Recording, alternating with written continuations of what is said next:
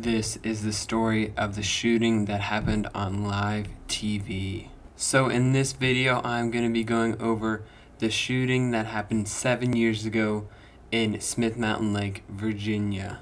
It was the early morning of August 26, 2015, and reporter Allison Parker was heading out to do her job as a reporter.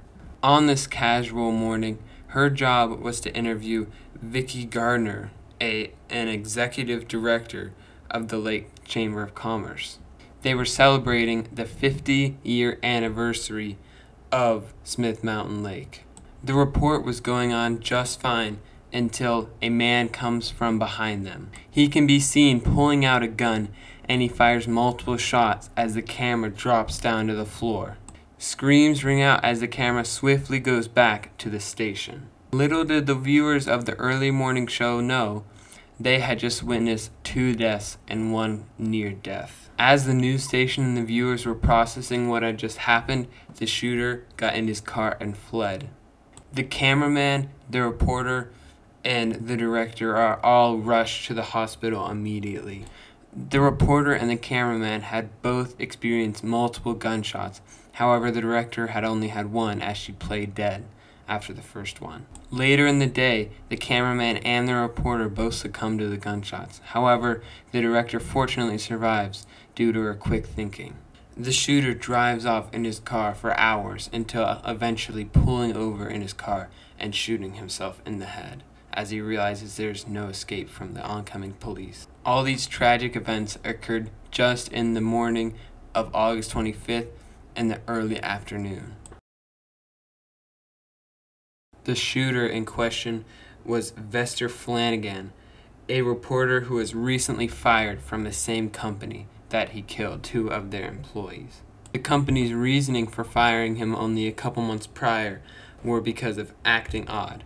He believed that he was fired because of his race and sexual orientation, which were black and gay. He reports having slurs and cruel jokes being pointed at him every day at his workplace. He decides, after losing a lawsuit against his company, that he is out for revenge. On that morning of August 25th, Vester shows up with a camera in hand, ready to commit an awful crime. He records the event from start to finish and then would later post it to Facebook and Twitter from his car on the way escaping from the police.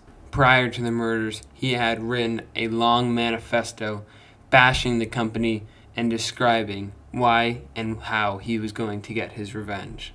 He then sent this 23-page manifesto to ABC after he had committed the crime.